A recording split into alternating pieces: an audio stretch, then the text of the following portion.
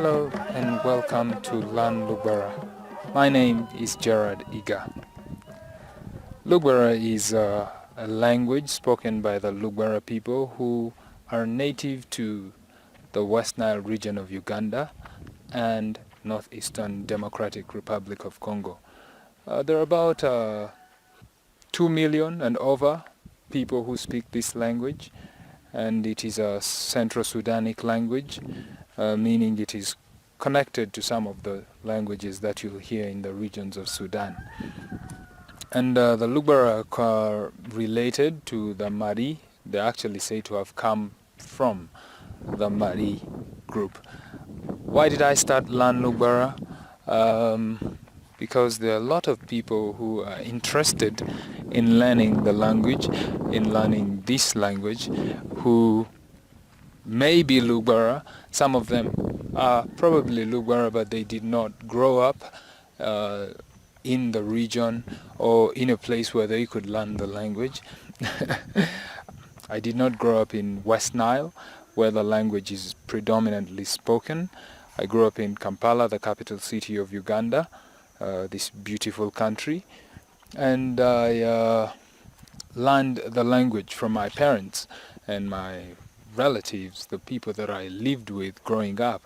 So I started the platform to give other people a chance to interact with and learn more about this language and hopefully find some of that beauty and wisdom that's in it. I usually call it the language of the geniuses because it's amazing how so much is said with so few words in Lugbara, and how short the words are, and how subtleties in pronunciation mean a difference, very, very big difference. You could easily get misunderstood for just pronouncing something slightly differently. So today I'd like to start with just saying a few things about this language called Lugbara. Of course, it has dialects, especially in Uganda. I do not have the expertise to know about how it is spoken in the Congo because I haven't been there, but I do know in West Nile there are 5 dialects according to the clans of West Nile. There's Maracha, Aivu, Vura, Aringa, and Terego dialects. The basic grammar of all 5 dialects is the same, but there are differences in the names of objects, the idioms, the proverbs that are used by the people of these different clans of the Lugbara. And hopefully as we interact and get more people on this page, as we get more people interacting with the content that I will be posting here, they'll give feedback and fill up for the gaps in my knowledge concerning the other dialects. And I can't even say that the Lugbara I speak is purely Maracha dialect because I have grown up with so many different influences, and for someone that has grown up, say, in a predominantly Vura, in a predominantly Aivu or Terego place, they would know the difference between someone who's speaking pure Vura and pure Aivu dialect and someone who is just mixing all of them up.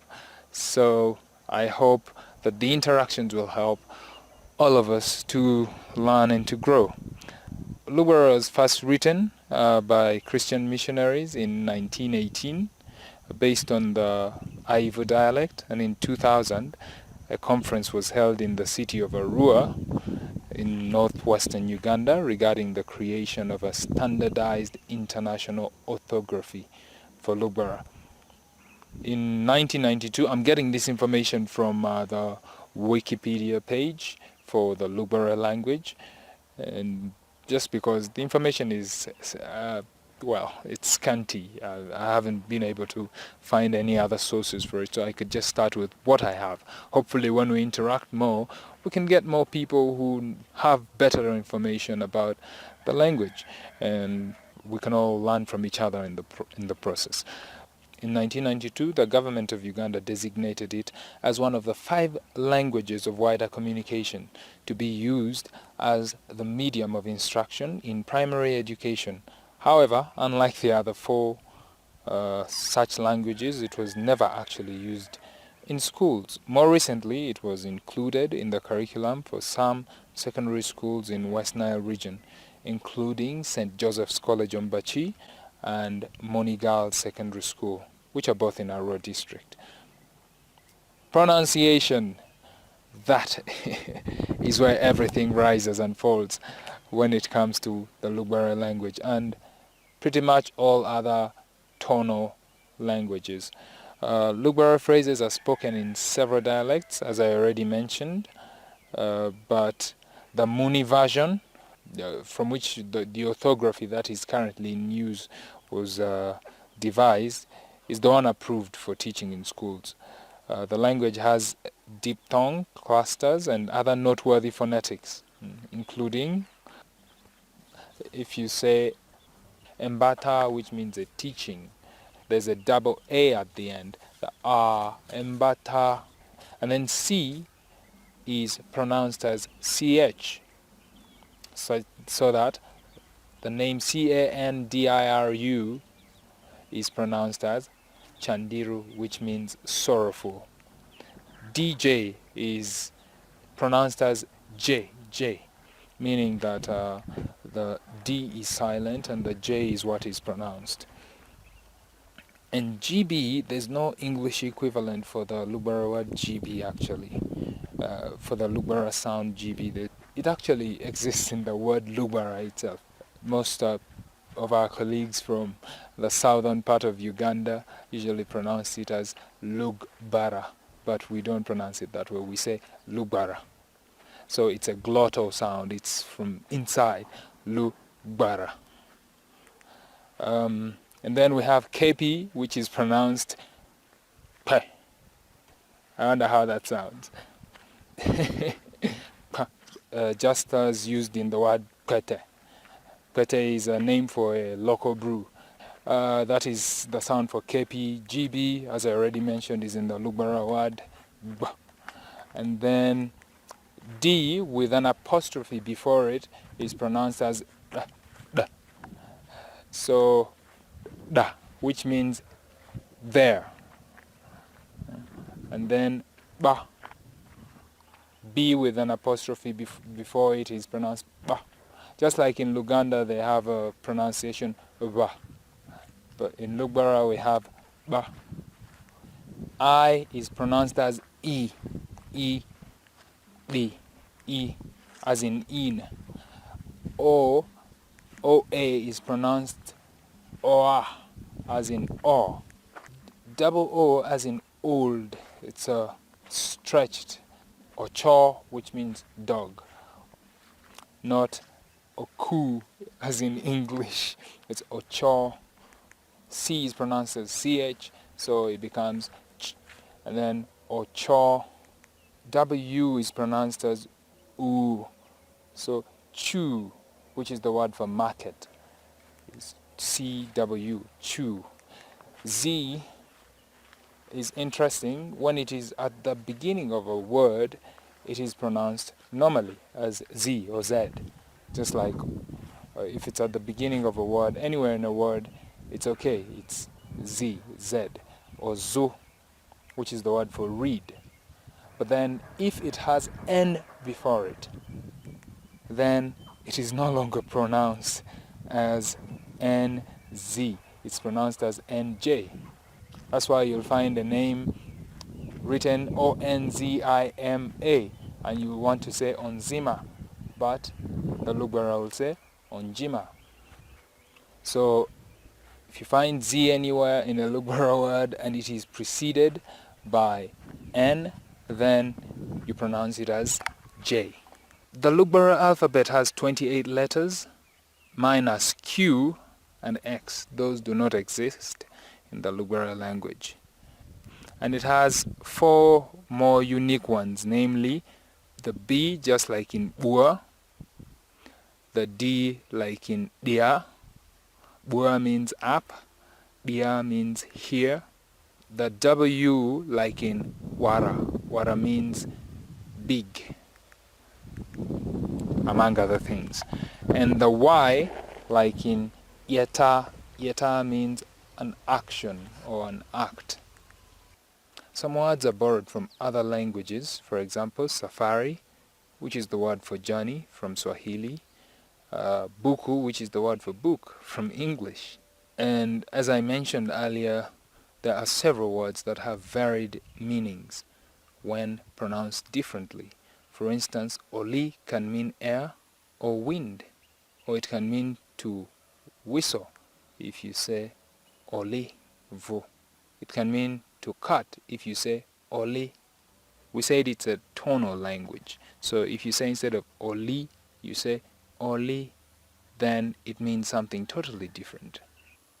To crown up our session for today, I'll just teach us a few of the Lugbara numbers. And we'll start. 1. Alo. 2. Iri. 3. Na. 4. Su. 5. Toi, or some people say Tau. 6. Azia. 7. Aziri. 8. Aro. 9. Oromi. 10. Modri. 11. Modri Drinialo.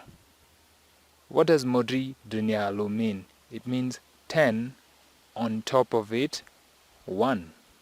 Dri is head, so Drini on top of it, or on the head of it. You add 1 on top of the 10, so Modri Drinialo. 12. Modri Driniri. 13. Modri Drini Na. And so forth. Modri Drini Su, Modri Drini Toi, Modri Drini Azia, all the way up to 20, which is Kaliri. Or the word that we use, Kali, also means a stick. So Kaliri is sort of like saying 2 sticks. I don't know if the comparison is valid, but that is the way that I say it. Kaliri. And then you'd start again. 21, Kaliri Drinialu. 22, Kaliri Driniri. 23, Kaliri Drinina. And you go on and on until you get to Kali Na.